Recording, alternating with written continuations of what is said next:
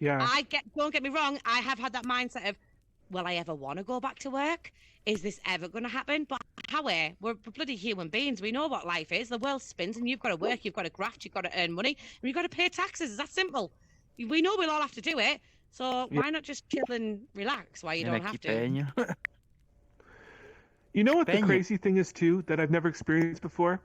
Like literally every single person on planet Earth, you could talk to now and be like, "How's COVID doing?" And they know exactly what you're talking about, and they've experienced it. Like it's such a unifying thing. I mean, it's a sad thing, but literally, I could talk to anyone in any country on an island. It wouldn't matter, and they would know exactly what I'm talking about and have a story that we could relate to, which never really a moment like When's this that ever happened existed. since the war?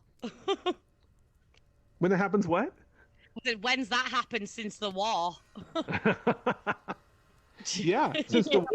Yeah. No, it's I mean, like I was talking to a guy in Barbados the other day, and we're having a whole experience about how his whole life was like upside down because the cruise industry like took a dive off a cliff, And then I talked to a friend in like northern India who like his call center Gone. closed. I mean, it's like literally Initially. we're like me, Barbados, England, India. They're all connected.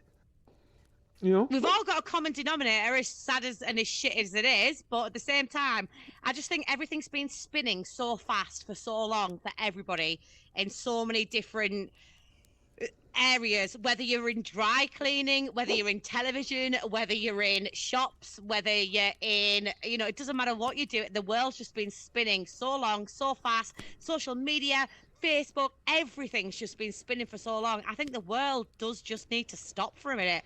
Just stop, Mm-hmm. take a grip, like head on, just slow down, just get back into and just chill, just relax for a minute. Because I think everybody's being so fast with life right now that nobody takes a moment to just stop and go, you know what?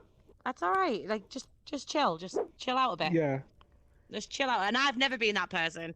I've always been one of those people that's like, get up, get to work. You've got to do this. You've got to do this. You work 12 hours a day. You work 24 hours a day. You've got to make this client. You've got to do it. Do you know what? It doesn't. Like, the world's going to spin. Doesn't matter how fast you go with it. It's always going to spin. So I think just take the moment to, like, find your pace. Find your pace and just chill out a bit. You know? Yeah. Do you live with somebody you love, or have you been separated? No, I've been separated. I'm 35. I have 2 children with a man I was with for like 16 years. And I live on my own now with my 2 girls. Okay, so you don't need to worry about like someone you love is like in another, you can't see them because of quarantine or something. No, I just, Yeah. it's different lifestyle for me. But no, it's, I'm on my own with my girls, and you just, you do your own thing. You make things happen. Yep. You entertain them. You find a way. There's always something. There's always something. Like, I felt a lot of time, like a lot of people have, feeling very lonely, feeling very on my own, sat there thinking, what are you crying for? What are you so depressed for? Shut up, get on with it, sort yourself out, because no one gives a shit but you. Like, sort Yeah. yourself out.